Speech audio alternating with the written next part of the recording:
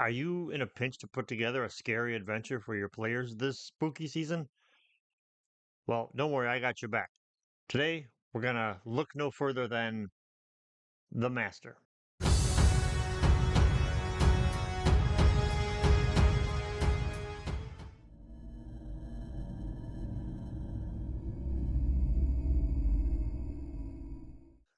Doomed Wizard here. My favorite time of year, October, spooky season, Halloween. It's the time I like to run Halloween themed adventures or scary adventures. And I thought I like to do it, other people like to do it, but you might be in a pinch. Maybe you forgot October was right around the corner and now, here it is. So I got an idea for three adventures you can put together in pretty short order based on the works of one H.P. Lovecraft. These are three short reads, but if you don't want to read them, there's audiobooks all over YouTube. Some of them are really good. You can listen to them a couple times, jot down your notes while doing so, and get started in very short order. But before we get into that, if you like my videos, you like my channel, and you haven't already, do all the YouTube things down below, like, comment, share, subscribe, and hit that little bell icon so you don't miss a single video.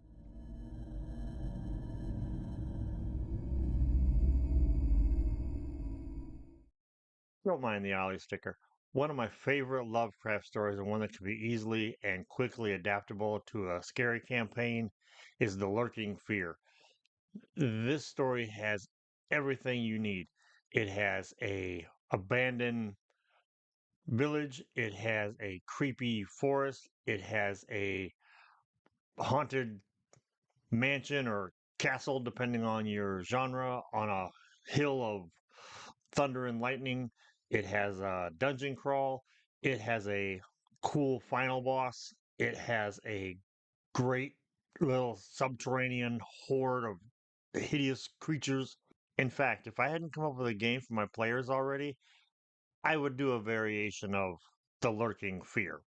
An easy way to set this adventure up would be to have your party have to go to, say, a village to deliver a message or deliver someone to safety, only to find out the village is empty.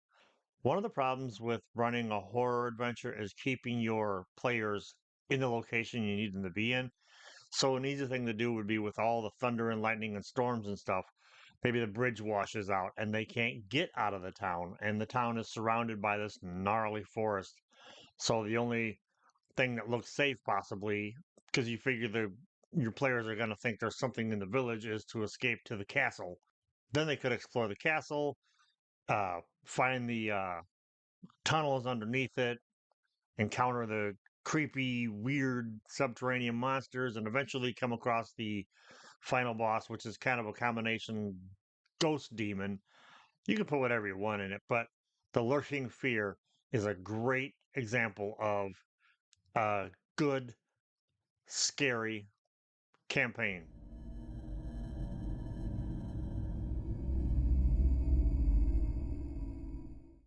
Another great story you could mine for ideas, though not a horror story per se, is the Strange High House in the Mist.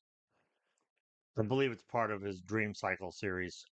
In the story, a guy comes to this coastal town, and there's this little house up on this crag of a cliff surrounded by mist that no one seems to know who lives there, if anybody lives there at all. And weird things are seen around it.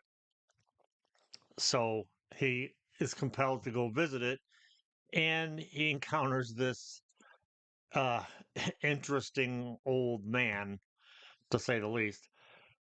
But you could change the story around a little bit and have it be where, say, the party goes to find their friend who disappeared after going to this town. The locals all say, "Yeah, he went off to that house up on the hill that nobody goes to." So the party has to go investigate it. There's also some pretty cool NPCs. Like there's the terrible old man who is from another story that he wrote, which I'll get to in just a second, and this old woman who has heard story. Her grandmother told her secondhand stories about stuff that was happening in the house. Getting to the house is an adventure in itself because being precariously placed on this nearly impassable cliff, You got to roll all kinds of, you know, saves and whatnot just to get past the dangers that it takes to get to the house.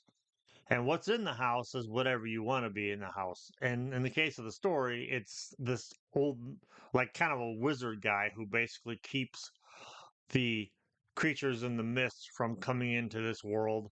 So your party could get there, and turns out maybe they swap places, and now their friend is the old man. Uh, it's whatever you want it to be. You can pull floor plan images of like old houses from the internet rather easily.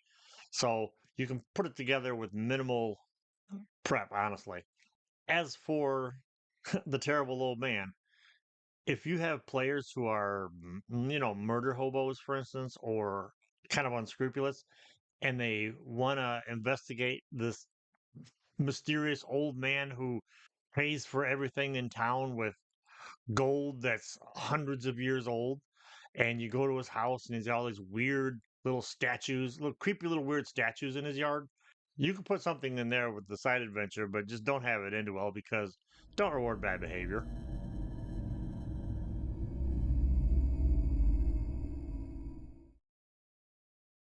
My final recommendation is not so much the story but the setting, even though the story's great, is The Moonbog.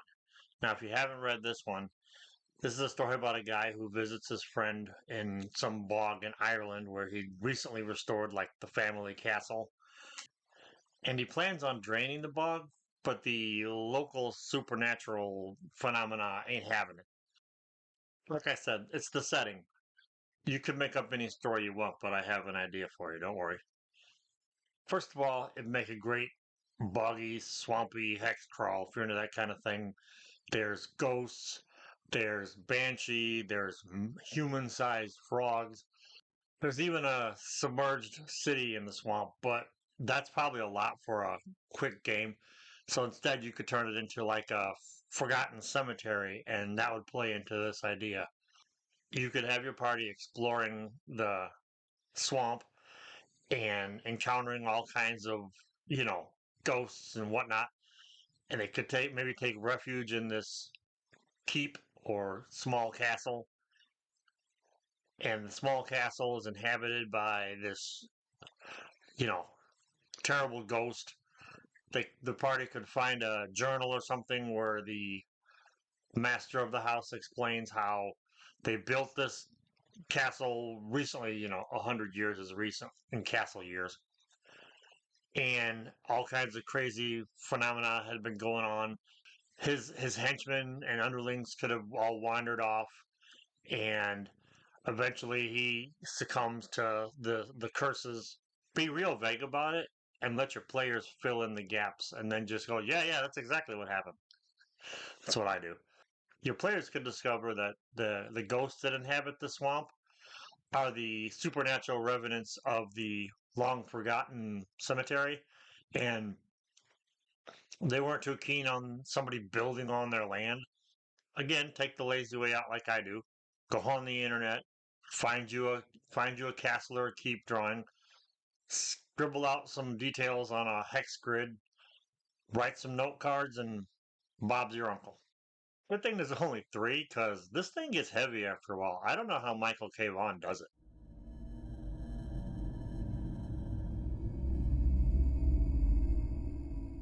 Did I say three? I would be remiss if I didn't bring up Council of Bones by Craig Bogart and Mystery City Games. It's a 5e compatible but easily convertible to literally any system you want to run. Gothic horror game that he was cool enough to let me illustrate. It's a big book, 150 plus pages, and if you're trying to get something going in a hurry, you have to order it through Drive Through RPG, but there's a downloadable PDF you can get right away and get started with.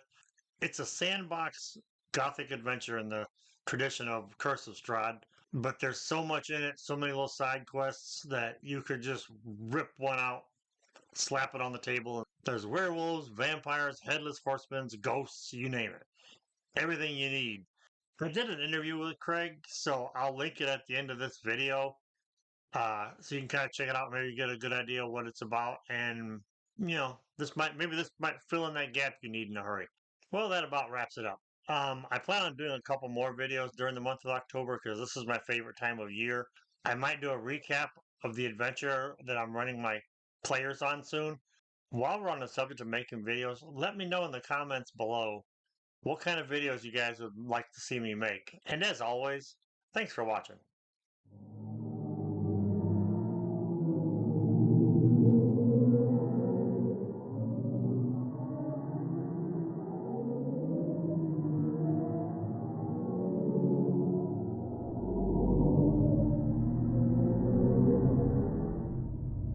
Hmm. Yeah, yeah, yeah. I know, I know. Don't worry. Don't worry. Your time's coming. Oh.